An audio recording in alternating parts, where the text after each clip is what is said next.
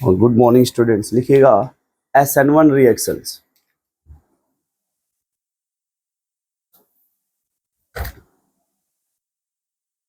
Heading लिखिएगा SN1 reactions. अब देखिए जैसे SN1 में क्या होता है, ये एल्काइल हैलाइड है, ठीक है, और ये न्यूक्लियोफाइल है। जब रिएक्शंस होगा तो मान लीजिए R न्यूक्लियोफाइल और X निगेटिव बनेगा। क्या मेरी बात सुन पा रहे हैं? SN1 में क्या हो रहा है देखिए, अब लिखिएगा इसमें दिस रिएक्शंस, देखिए इसमें this reaction take place in two-step through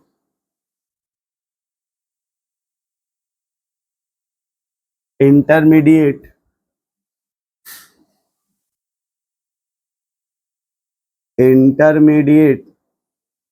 carbocation is formed. Carbocation is formed. अब लिखेंगे this reactions follow by following factor.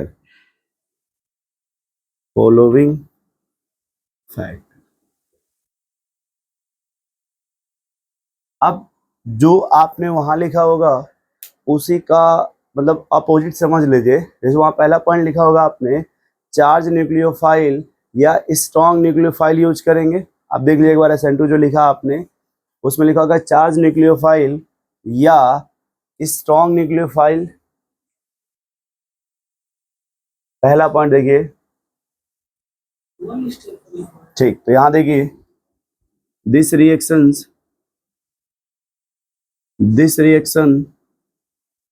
Take place in two step. जैसे वो देखिए, अब सुनिए मेरी बात, जो SN2 है वो वन स्टेप में होता है ना, और उल्टा समझते हैं, उल्टा। देखिए ये 2 लिखा तो कितने स्टेप में हो रहा है, जबकि ये 1 लिखा तो कितने स्टेप में हो रहा है। ये बात समझ गया आप? दूसरा देखिए ऊपर मैंने लिखा भी है, आप देखिए this section take place in 2 step through the. चलिए अगला पॉइंट उसमें क्या है, तो यहां देखिए वीक न्यूक्लियोफाइल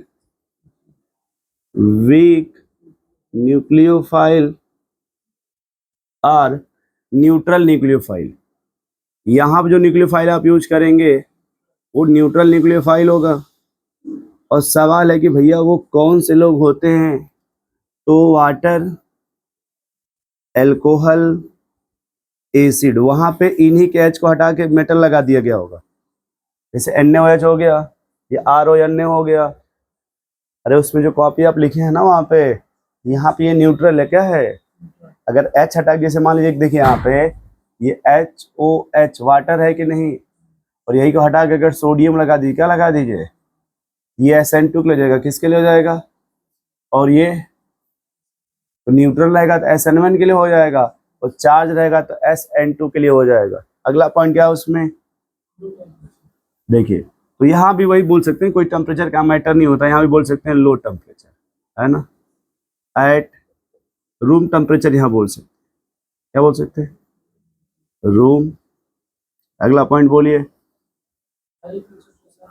यहाँ जाएगा लो कंसंट्रेशन ऑफ न्यूक्लियोफाइल।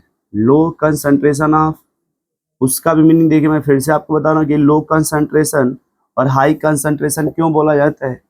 अगर हम बात किसकी कर रहे हैं, तो ये रिएक्शन एक स्टेप में होता है। जैसे मान लीजिए एल्काइल हैलाइड है और ये न्यूक्लियोफाइल है, जब अटैक करेगा तो उसी में बॉन्ड टूट जाएगा। ये रिएक्शन एक ही स्टेप में होता है, समझ पा रहे हैं यहाँ पे। और SN2 जो होता है, सॉरी SN1 जो होता है वो 2 स्टेप में होता है, इसलिए पहले स्टेप में इसका कोई यूज नहीं होता है, कोई यूज। इसलिए क्या बोलते हैं यहाँ पे, कैसा होना चाहिए, लो कंसंट्रेशन ऑफ न्यूक्लियोफाइल। अगला बोलिए, ठीक है। यहाँ देखिए इन्वर्जन का मतलब ये होता है कि जैसे ये जो R है ना, मान लीजिए पहले ये जो भी इधर रहेगा, जैसे मान लीजिए C, ऐसे यहाँ पे यदि हैलोजन यहाँ पे H है और आप SN2 करा रहे हैं, क्या करा रहे हैं, ये इधर आ जाएगा और जो नया वाला आएगा वो इसके जगह आ जाएगा। जैसे H इधर आ जाएगा और यहाँ पे OH आ गया। और SN1 में क्या होता है, ये हैलोजन है ना यहाँ पे, ये पहले निकल जाएगा, ठीक है। तो इसमें जैसे इसमें क्या कि एक ही बार में अटैक होता था, इसमें 2 बार होता है। जैसे इसमें ये होता है कि आप फ्रंट से भी अटैक कर सकते हैं, बैक से भी अटैक कर सकते हैं। SN1 में दोनों पॉसिबिलिटी होती है, इसलिए इसको रेस्माइजेशन बोलते हैं। क्या बोलते हैं? या retention as well as inversion take place.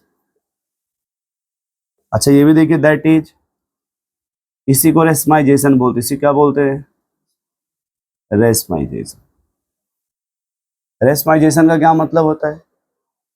मतलब उसमें देखिए, फ्रंट से, अभी मैं बताऊंगा, फ्रंट से भी अटैक हो सकता है और दोनों पॉसिबिलिटी है। जबकि SN2 में केवल और केवल बैक से अटैक होता है, फ्रंट से अटैक नहीं होता। अगला पॉइंट क्या है? जो रेट होता है ना यहाँ पर, रेट क्या हिंड्रेंस है या कुछ और है? देखिए चलिए सुनिए इधर, इसका जो रेट होता है सिर्फ और सिर्फ एल्काइल हैलाइड पे डिपेंड करता है। किस पे डिपेंड करता है? एल्काइल हैलाइड पे। और किस पे डिपेंड नहीं करता है?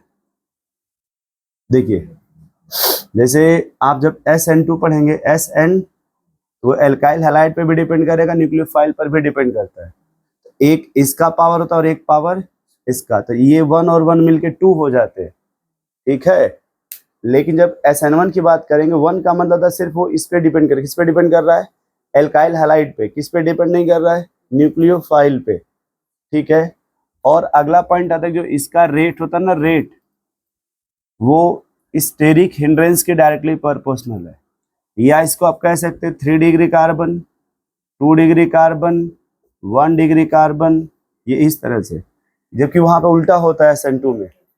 जैसे मैंने क्वेश्चंस भी आपको कराया था, वो उल्टा होता है। जैसे 1 डिग्री, 2 डिग्री, 3 डिग्री, ये भी यहाँ पे ये होता है सबसे अधिक 3 डिग्री में, फिर 2 डिग्री में, फिर वैसे बात करें तो 1 डिग्री में SN1 होता ही नहीं है।